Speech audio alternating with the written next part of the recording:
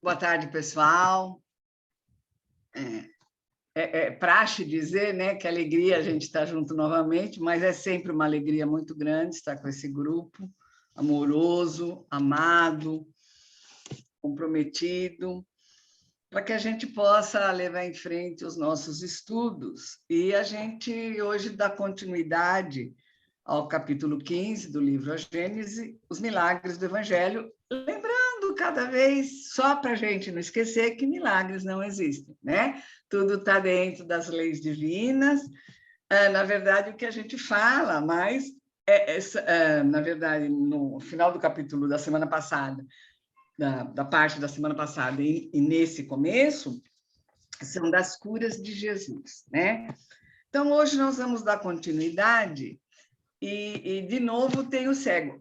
Só que esse cego é de nascença. A gente viu outras curas na semana passada por outros problemas, e a gente foi analisando, conforme Kardec nos orienta, que cada tipo de cura tem uma determinada ação, e é sempre muito importante a gente lembrar, né, da autoridade que Jesus tinha para fazer tudo isso, né? Então, tudo era amplamente, ficava maior por conta da natureza, da superioridade da luz do Mestre Divino.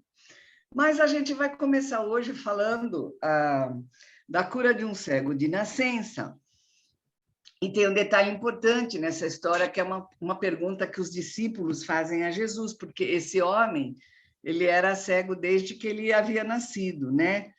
E os discípulos perguntam se foi porque ele cometeu algum pecado que ele não enxergava. Então, os discípulos perguntam, mestre, a causa da cegueira dele é decorrente de algum pecado cometido?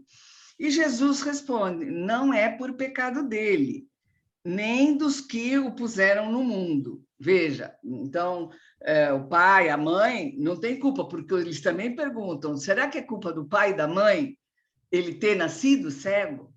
Né? E Jesus diz que não, que a culpa não é nem da pessoa, nem dos pais, né, que deram a vida a ele.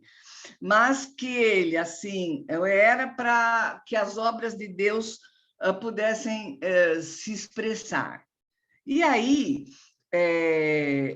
Jesus atende essa pessoa e lembra que ele tinha que fazer isso, que ele estava, né, a serviço de Deus, que era ele a luz do mundo. E aí ele mais uma vez cuspiu no chão, fez uma lama com a saliva, ele colocou essa lama nos olhos dessa pessoa cega e pediu para a pessoa, vai lavar-te na piscina de Siloé. Siloé era um lugar que às vezes a gente se pergunta, Siloé é uma pessoa? Será que é a casa de alguém? Será que é um lugar? Não, Siloé era um lugar. E essa piscina tinha umas águas que muitas pessoas consideravam, vamos trazer para os nossos dias, tipo, águas com poderes importantes, águas termais, ou quer seja pela força, quer seja pela natureza. Mas a recomendação de Jesus é que o cego lavasse o olho na piscina desse lugar, que era Siloé. O cego fez isso, foi lá, lavou o olho e voltou vendo normalmente. E ele era cego desde que tinha nascido. Então, os vizinhos dele estranharam muito, porque estavam sempre acostumados a ver esse cego pedindo esmola. Então, eles falavam, mas não era ele que estava aqui, agora há pouco, pedindo esmola? Uns respondiam, sim, ele. Outros falavam, não, alguém que se parece com ele. E aí as pessoas começaram a ficar sem entender o que tinha acontecido. E aí o próprio rapaz disse, sou eu mesmo. E aí perguntaram, mas como que fizeram para abrir seus olhos? O ex-cego respondeu, aquele homem que se chama Jesus fez um pouco de lama e passou nos meus olhos, dizendo, vai à piscina de Siloé e lava-te. Fui, lavei-me e vejo. E aí perguntaram, mas onde está ele? O homem disse, eu não sei. Então levaram esse homem para os fariseus. mais uma vez, porque essa história estava muito confusa. Como alguém podia ter aberto um olho que nasceu fechado para o mundo, desde sempre, né? E levaram o homem cego aos fariseus. Vale lembrar, essa cura também se deu num sábado. E a gente já estudou no encontro da semana passada que no sábado eles entendiam que não era para se fazer nenhuma cura, não era dia de trabalho, o sábado era o dia do descanso. E Jesus já deixou claro nos estudos da semana passada que Deus não parava de trabalhar. E assim como Deus, ele também não deixaria, porque era um sábado de fazer o bem a alguém, né? Mas é só para lembrar isso. Então, isso também tinha acontecido num dia de sábado.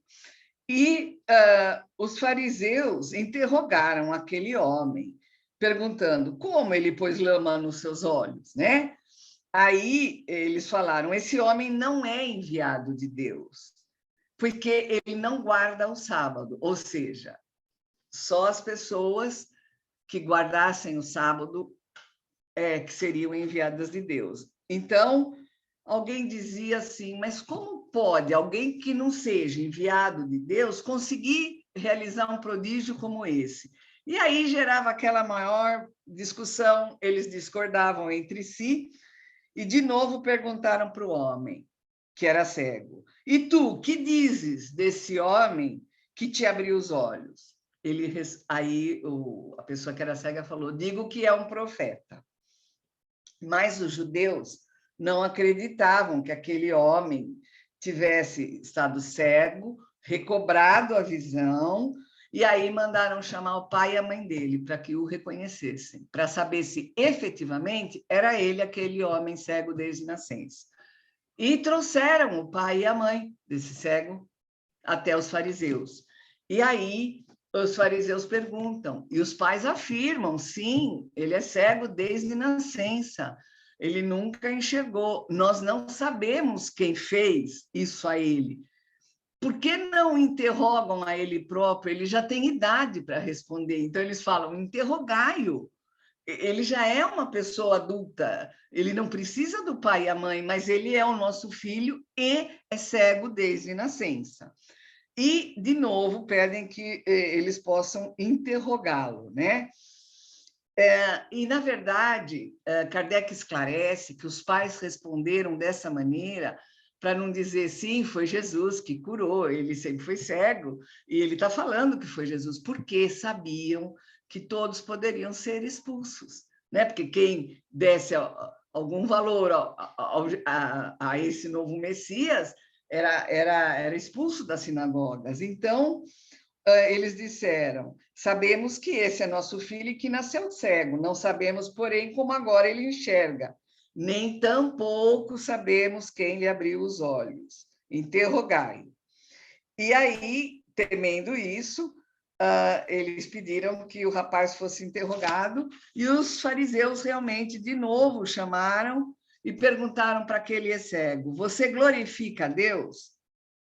Se você glorifica a Deus, você não pode crer que esse homem foi quem te curou, porque ele é um pecador. Ele está fazendo uma cura num sábado. E aí o homem respondeu: se ele é um pecador, eu não sei. Tudo o que eu sei é que eu estava cego e que agora eu vejo. Então, veja só, vejam a firmeza desse rapaz. Ele para ele julgou Jesus um profeta, ele disse que foi o Jesus que curou, e ele reconhecia que agora ele via normalmente. E aí tornaram a perguntar para ele, né? Quem fez ele abrir os olhos? E ele falou: já vou-lo disse, bem o ouvistes. Por que quereis ouvi-los pela segunda vez? Será que quereis tornar-se discípulos dele? Olha a ousadia, vou dizer assim, a coragem desse homem que agora enxergava, perguntar se por acaso os fariseus queriam que ele repetisse uma informação que já havia sido dada com tanta clareza, porque eles queriam ser discípulos, né, do mestre. E aí eles retrucaram dizendo: somos discípulos de Moisés. Sabemos que Deus falou a Moisés ao passo em que não sabemos de onde este homem saiu. E aí o ex-cego falou, é de espantar que não saibais de onde ele é e que me tenha aberto os olhos. Ora, sabemos que Deus não engrandece os pecadores, mas aquele que o honre e faça a sua vontade. A esse Deus eleva. E aí, veja de novo esse homem reafirmando a crença dele em Jesus. Quando ele explica que Deus não faria com que qualquer pessoa, porque os fariseus falaram, não sabemos de onde ele vem. Então, Kardec explica para a gente que desde que o mundo existe, a gente assim nunca ouviu falar que alguém conseguiu abrir os olhos a um cego de nascença. Que se esse homem não fosse o enviado de Deus, quem teria feito isso? E aí os fariseus falam que aquele ex-cego era todo pecado, né? Desde o ventre da mãe, como é que ele poderia querer ensinar alguma coisa a eles? E realmente expulsaram o cego do templo.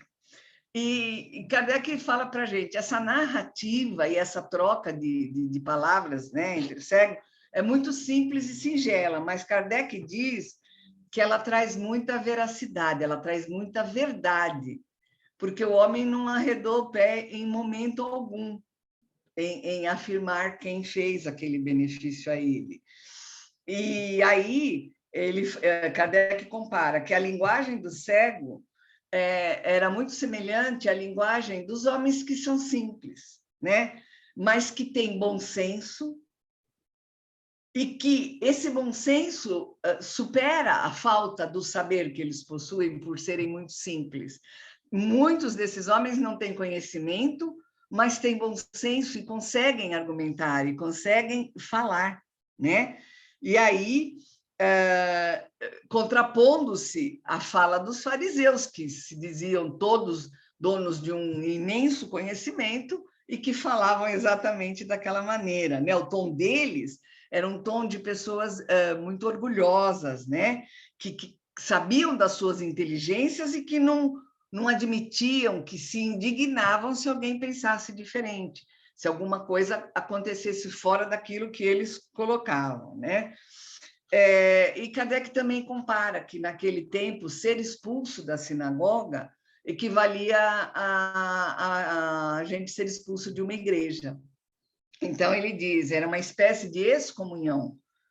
E os espíritas, cuja doutrina é do Cristo, né? Os espíritas têm como doutrina o cristianismo, a doutrina do Cristo, eles são tratados, naquela época, em 1868, Kardec dizia que os espíritas eram tratados ainda como aqueles judeus que acreditavam, que reconheciam que era Jesus o Messias. Olha que interessante. Então, ele compara, né, ele faz uma correlação entre os espíritas, que têm como doutrinador o Cristo, e entre os judeus, que reconheciam que o Cristo era o Messias. E aí